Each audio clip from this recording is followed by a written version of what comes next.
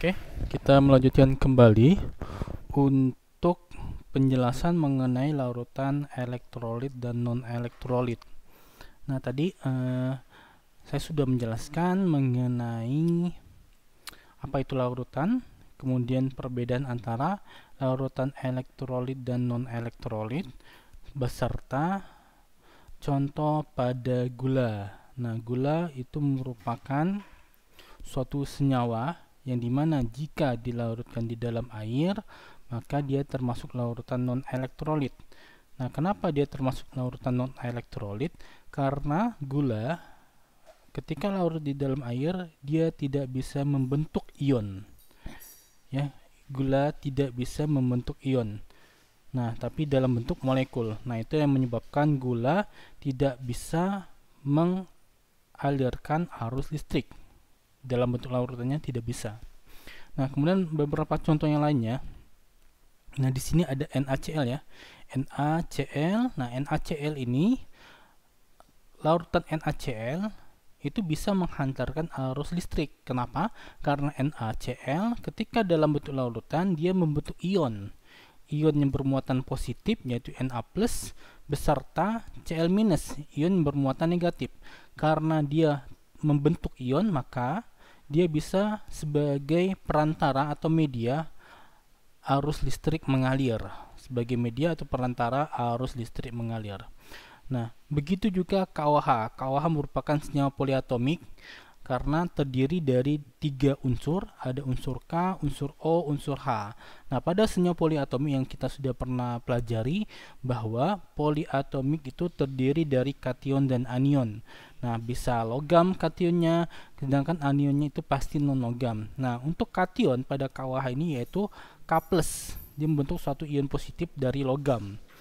Nah, kemudian untuk anionnya itu terbentuklah ion OH-. Nah, inilah yang menyebabkan bahwa larutan KOH itu bisa mengalirkan arus listrik. Nah, kemudian CH3COOH ini juga termasuk senyawa poliatomik karena terdiri dari 3 jenis, unsur C, H, dan O. Nah, ini terdiri kation dan anion. Nah, untuk kationnya itu H+. Nah, sedangkan untuk anionnya itu CH3COO-. Nah, ini juga yang menyebabkan dia bisa mengalirkan listrik. Tetapi kalau untuk C12, H22O11 ini adalah gula. Gula itu terdiri adanya ikatan peptida antara glukosa dengan fruktosa ya. Glukosa dan fruktosa. Kemudian gula ini tidak bisa terionisasi. Nah, dia tetap dalam bentuk molekulnya sehingga dia tidak bisa mengalirkan arus listrik. Begitu juga urea CONH22. Nah, ini juga tidak bisa mengalirkan arus listrik karena dia tidak terbentuk ion, dia hanya berbentuk molekul di dalam larutan.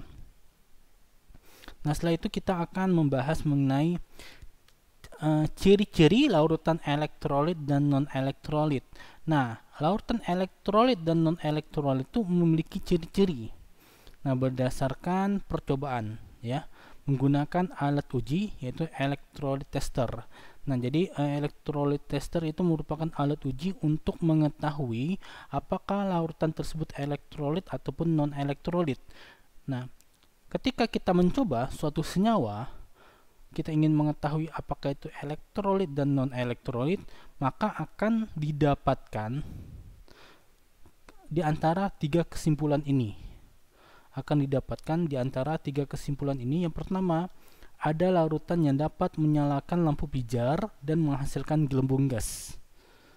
Nah, yang kedua, ada larutan yang tidak dapat menyalakan lampu pijar tetapi menghasilkan gelembung gas. Yang ketiga adalah ada larutan yang tidak dapat menyalakan lampu pijar dan juga tidak menghasilkan gelembung gas. Jadi ketika kita melakukan uji senyawa elektrolit maupun non-elektrolit, maka akan kita lihat apakah alat ujinya menyala atau terbentuk gelembung gas. Jika keduanya, nah itu bisa menjadi, jadi ada kemungkinan ada ketiga kesimpulan di antara ini. Jadi di antara 3 kesimpulan ini ketika kita uji yang mana ya? yang pas, yang cocok tuh. Nah, apakah lampu pijarnya menyala dan gelembung gasnya ada, atau lampu pijarnya tidak menyala tetapi tetap ada gelembung gas, atau keduanya tidak ada, lampunya tidak ada, gelembung gas tidak ada. Nah, dari ketiga kesimpulan ini kita juga dapat menyimpulkan ciri dari senyawa yang kita uji itu termasuk apa. Nah, kalau ketika kita uji dia menunjukkan nomor 1 ataupun nomor 2, maka larutan tersebut kita bisa masukkan ke kelompok larutan elektrolit. Bisa kita masukkan ke kelompok larutan elektrolit. Nah, tetapi kalau yang ketiga, nah ini kita masukkan ke kelompok larutan non-elektrolit. Nah, ini yang ketiga, kita masukkan ke kelompok larutan non-elektrolit.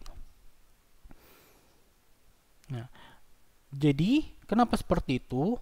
Karena adanya lampu pijar ataupun gelembung gas itu menandakan arus listrik itu mengalir. Itu menandakan arus listrik itu mengalir.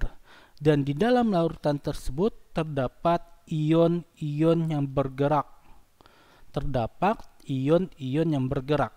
Nah, itu dia.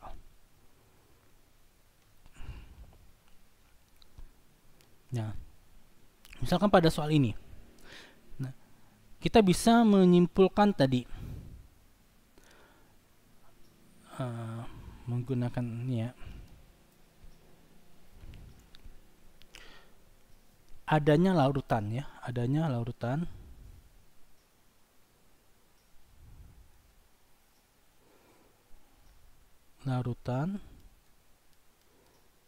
Nah, larutan kita bedakan menjadi dua. Larutan yang elektrolit,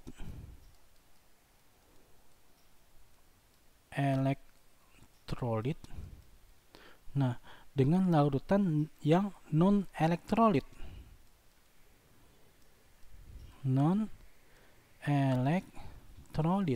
Nah, larutan elektrolit itu ciri-cirinya kan dia dapat terbentuk ion-ion. Nah, pada larutan tersebut bisa terbentuknya ion-ion. Terbentuk ion-ion. Nah, sedangkan pada larutan non-elektrolit itu tidak terbentuk ion-ion, ya. Jadi dia masih dalam keadaan molekul. Tidak terbentuk dia. Tidak terbentuk ion-ion, atau masih dalam keadaan molekul. Nah, kemudian kita ketahui bahwa larutan atau senyawa yang bisa membentuk ion-ion adalah senyawa yang berikatan dengan secara ionik. Jenis ikatannya adalah ikatan ion. Ya, termasuk ikatan ion, jenis ikatannya. Atau dia adalah kovalen polar. Sehingga bisa terbentuk peristiwa ionisasi. Kalau ikatan ion kan disosiasi. Jadi ketika di dalam air, dia akan terbagi dua. Apakah dia ion positif atau ion negatif, atau parsial positif atau parsial negatif. Sedangkan kalau senyawa yang tidak terbentuk ion-ion atau sifatnya molekul walaupun di dalam larutan, nah ini adalah kovalen polar, kovalen non-polar. Nah, kalau begitu kita bisa memprediksi atau memperkirakan pada soal tersebut, nah, mengenai HCl, larutan HCl dengan larutan C2H5OH atau etanol. Nah, apakah larutan HCl ini termasuk larutan elektrolit atau non-elektrolit? kita juga bisa memprediksi apakah C2H5OH ini termasuk larutan elektrolit ataupun non-elektrolit. Nah, oke. Untuk HCl, HCl itu adalah ikatan kovalen polar. Ya, HCl itu adalah ikatan kovalen polar. Dari mana kita bisa mengetahui ini adalah ikatan kovalen polar? Karena keduanya adalah non-logam. H itu non-logam, Cl itu non-logam. Ya, H itu non-logam, Cl itu non-logam. Cuman di antara keduanya memiliki perbedaan keelektronegatifan. Sehingga kecenderungan kovalennya adalah kovalen polar. Kalau begitu, kovalen polar itu sifatnya adalah larutan elektrolit.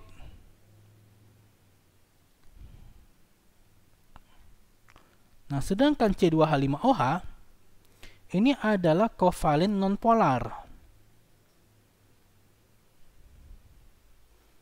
Nah, karena sifatnya kovalen nonpolar, jadi dia tidak bisa menghantarkan arus listrik. Pada saat dimasukkan ke dalam air, di dalam pelarut, dia tidak terbentuk ion-ion atau tidak mengalami ionisasi. Ya, dia tidak terbentuk ion-ion atau tidak mengalami ionisasi. Nah, kemudian jadi nomor 1 adalah lautan elektrolit, nomor 2 adalah lautan non-elektrolit. Nah, di bawahnya juga ada jawabannya ya. Larutan HCl dapat terionisasi menjadi H+ dan Cl-. Dan ini juga bisa kalian lihat di tabel poliatomik kation anion. H+ itu termasuk kation dan Cl- itu termasuk anion. Nah, sehingga dia memiliki sifat penghantar listrik. Sedangkan C2H5OH ini tidak terionisasi atau dalam bentuk molekul etanol, tetap dalam molekul C2H5OH. Nah, larutan yang tidak dapat terionisasi menunjukkan bahwa larutan tersebut bersifat non-elektrolit. Jadi larutan etanol termasuk non-elektrolit. Jadi sifatnya non-elektrolit. Itu dia. Nah, oke. Kita lanjutkan ke bagian C. Nah, di bagian C kita akan membahas sifat yang terdapat pada kesimpulan 1 dan 2. Nah, pada bagian B ini kan ada kesimpulan 1 dan 2 ya. Ada 3 kesimpulan kan? Pertama, ada larutan yang dapat menyalakan lampu pijar dan menghasilkan gelembung gas. Kedua, ada larutan yang tidak dapat menyalakan lampu pijar tetapi masih menghasilkan gelembung gas. Ketiga, ada larutan yang tidak dapat menyalakan lampu pijar dan juga tidak menghasilkan gelembung gas.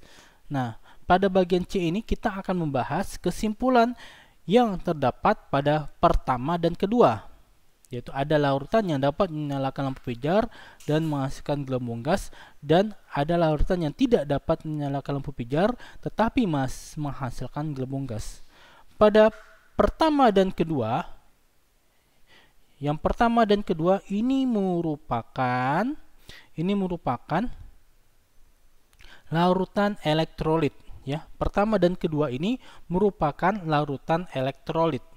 Cuman kedua kesimpulan ini memiliki perbedaan, yaitu pada lampu pijar. Nah, artinya ada dua jenis larutan elektrolit. Yang pertama adalah larutan elektrolit kuat, yang kedua adalah larutan elektrolit lemah. Ya.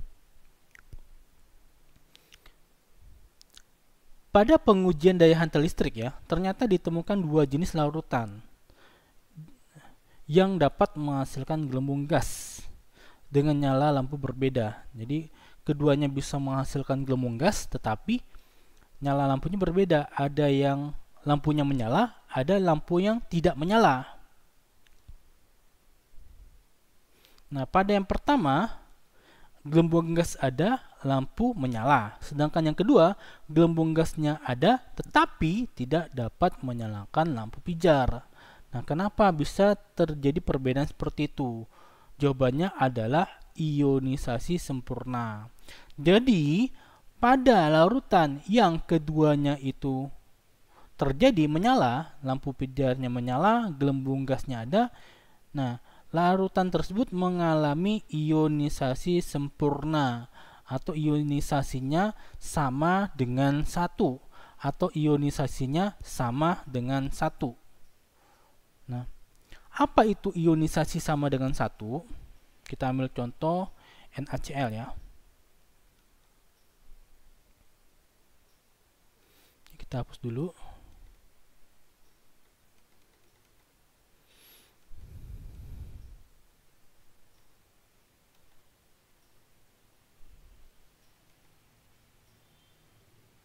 Kita hapus. Nah, ini dia. Misalkan ada garam yang dilarutkan di dalam air. Nah, jadi NaCl dilarutkan di dalam air. Nah, banyaknya molekul NaCl yang ada di dalam air tersebut adalah 1 mol.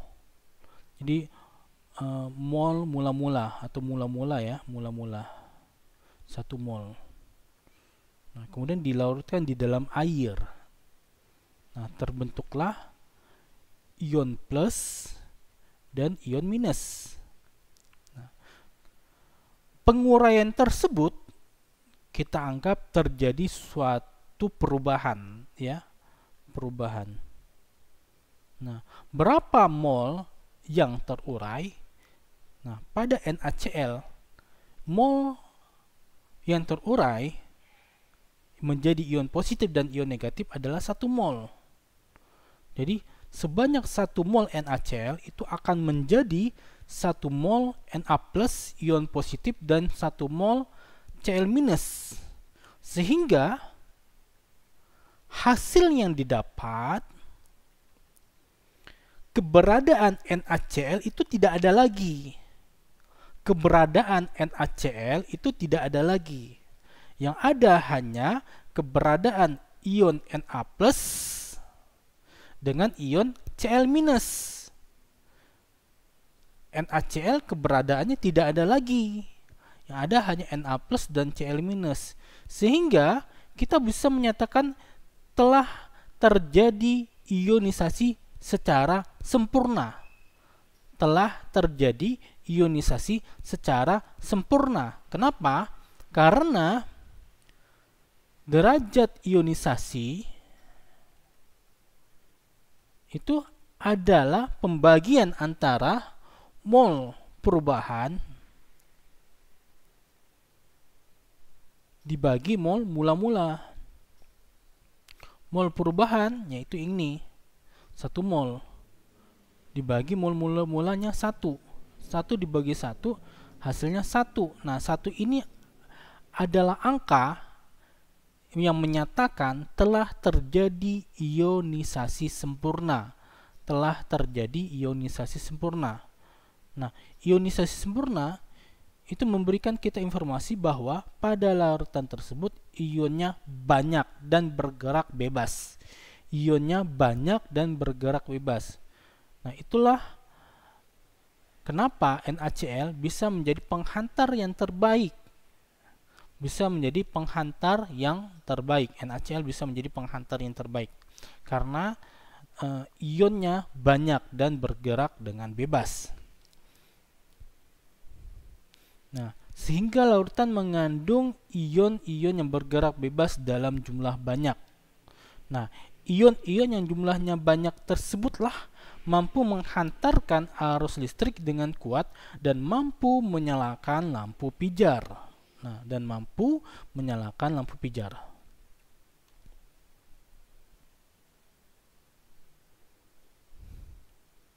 Nah, sedangkan larutan yang hanya dapat menghasilkan gelembung gas dan lampunya tidak ada, itu menghasilkan derajat ionisasi lebih kecil dari 1. Lebih kecil dari 1. Kita ambil contoh larutan asam asetat. Kita ambil contoh larutan asam asetat.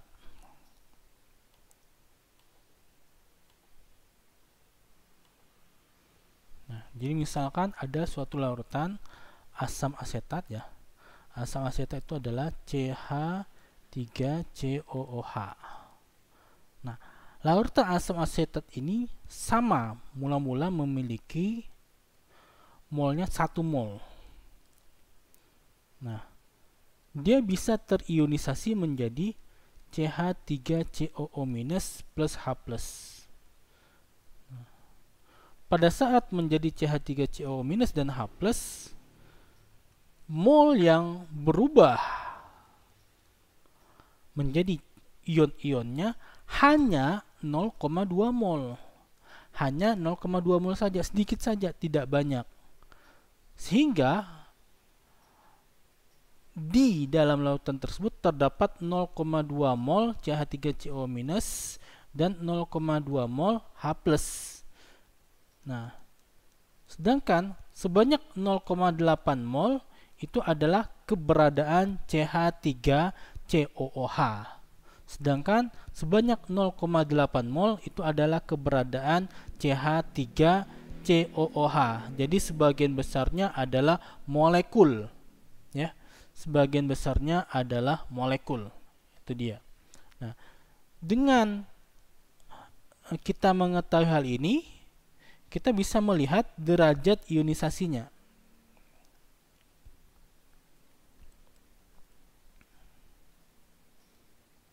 Jadi 0,2 dibagi 1. 0,2 itu lebih kecil dari 1. Jadi derajat ionisasi asam asetat itu lebih kecil dari 1. Itulah derajat ionisasi memberikan informasi bagi kita bahwa ion-ionnya sedikit, ya, ion-ionnya sedikit, hanya sedikit saja. Nah, kenapa tidak semuanya menjadi ion? Nah, karena CH3COOH ini kekuatan untuk terionisasinya rendah, kekuatan untuk terionisasinya rendah. Itu dia. Jadi sedikit saja ion yang terbentuk, tidak banyak. Nah, itu yang menyebabkan hanya gelembung gasnya saja terbentuk dan lampu pijarnya tidak menyala, cuman gelembung gas saja. Nah, jadi contoh soal ini kita berusaha untuk mendapatkan informasi. Ini ada contoh soal, tentukan jenis larutan kalau hasil percobaannya seperti ini. Misalkan larutan A nyala lampu plus, berarti lampunya menyala. Gelembung gas plus, berarti gelembung gasnya ada. Nah, kalau plus sama plus berarti A adalah larutan elektrolit kuat. Yang B, nyala lampu minus, artinya tidak ada. Gelembung gasnya minus, artinya tidak ada juga. Artinya larutan B merupakan larutan non-elektrolit. Kemudian larutan C. Larutan C nyala lampu minus, gelembung gas plus. Arti larutan C ini merupakan larutan elektrolit lemah. Merupakan larutan elektrolit lemah. Itu dia.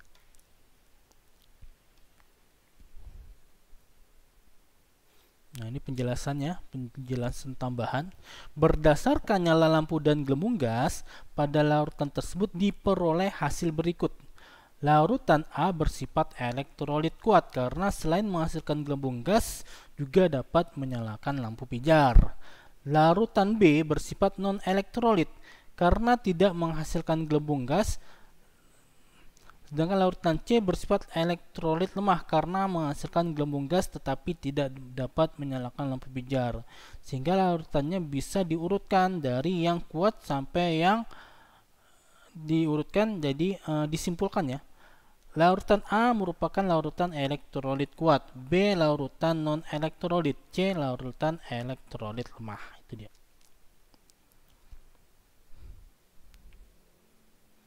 Nah, D, senyawa pembentuk larutan elektrolit. Senyawa yang dapat membentuk larutan elektrolit adalah senyawa yang di dalam air dapat terionisasi. Adalah senyawa yang di dalam air dapat terionisasi menjadi ion plus dan ion minus. Nah, senyawa tersebut terdiri senyawa ionik dan senyawa kovalen. Tadi Bapak sudah jelaskan, ini memperkuat lagi ya. Senyawa ionik adalah senyawa yang terdiri dari ion-ion terbentuk dari kation anion atau logam dan non-logam. Senyawa ionik hanya dapat menghantarkan listrik dalam wujud lelehan. Jadi dia ingin menyatakan bahwa ionik itu hanya dapat menghantarkan wujudnya lelehan, padatan nggak bisa, ataupun larutan. Karena pada kedua fase tersebut ion-ionnya masih dapat bergerak bebas. Jadi pergerakan ion juga mempengaruhi kuat atau lemahnya elektrolit. Sementara itu senyawa ionik tidak dapat menghantarkan listrik dalam wujud padat karena ion-ionnya tidak dapat bergerak bebas.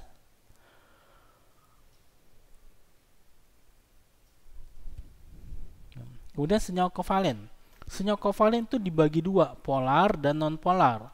Kalau kovalen polar dapat terionisasi atau menjadi plus atau min dan dapat menghantarkan listrik. Itu dalam bentuk larutan. Tapi kalau dalam bentuk padatan itu nggak bisa atau lelehan, tidak dapat menghantarkan arus listrik. Hanya dalam bentuk larutan saja untuk kovalen polar. Kemudian untuk kovalen nonpolar tidak dapat menghantarkan listrik karena tidak terionisasi. Tidak dapat menghantarkan listrik karena tidak terionisasi. Jadi masih dalam bentuk molekulnya. Nah, senyawa kovalen nonpolar dalam wujud apapun tidak dapat menghantarkan listrik. Nah, itu kesimpulannya. Nah, ini merupakan larutan elektrolit dan non-elektrolit. Yang A, BaCl2. BaCl2 ini merupakan larutan elektrolit ya. Sedangkan H2SO4 juga termasuk larutan elektrolit. Kemudian C, C6H12O6 atau glukosa ini non-elektrolit. Kenapa BaCl2 termasuk elektrolit? Karena Ba ini logam, Cl ini non-logam. Kenapa H2SO4 ini termasuk elektrolit? Karena H ini adalah kation, SO4 adalah anionnya. Itu dia. Di sini juga ada penjelasan tambahan. BaCl2 merupakan senyawa ionik karena tersusun atas unsur logam dan non-logam. BaCl2 dalam bentuk lelehan dan larutannya dapat menghantar listrik sehingga termasuk larutan elektrolit. Jadi kenapa dia elektrolit? Karena bisa menghantarkan arus listrik. Nah, kemudian H2SO4 merupakan senyawa kovalen yang dapat terionisasi menjadi ion H+ dan ion SO4 2-. Nah, H2SO4 dalam bentuk larutannya dapat menghantarkan listrik sehingga termasuk larutan elektrolit. Yang C, C6H12O6 merupakan senyawa kovalen nonpolar yang tidak dapat terionisasi. Dalam bentuk apapun, C6H12O6 tidak dapat menghantar listrik sehingga termasuk larutan non-elektrolit. Jadi C6H12O6 termasuk larutan non-elektrolit karena dia tidak terionisasi. Nah, guna fungsi larutan elektrolit dalam kehidupan sehari-hari. Pertama, mengatasi kekurangan cairan pada tubuh manusia yaitu oralit, ya. Jadi cairan kita itu memerlukan ion. Kalau berkurang, maka itu tidak baik bagi tubuh kalian, termasuk terjadinya diare. Itu karena kekurangan cairan. Nah, diare dapat menyebabkan tubuh menjadi lemas karena banyaknya cairan elektrolit yang hilang. Makanya kita perlu minuman yang oralit. Nah, untuk menutupi kekurangan cairan. Nah, infus itu mengandung ion-ion mirip dengan oralit, akan tapi konsentrasinya lebih tinggi, ya. Nah, konsentrasinya lebih tinggi. Jadi ionnya sama seperti oralit, cuman konsentrasinya lebih tinggi, itu lebih pekat. Nah, kemudian air kelapa juga mengandung ion-ion. Nah, dan ini merupakan elektrolit alami. Nah, kemudian penambah rasa makanan, asam asetat itu elektrolit, garam dapur juga elektrolit. Nah, dan yang terakhir adalah garam Inggris termasuk elektrolit dan asam sulfat juga termasuk elektrolit. Nah, itulah pembahasan kita mengenai larutan elektrolit non elektrolit berdasarkan modul yang kita gunakan.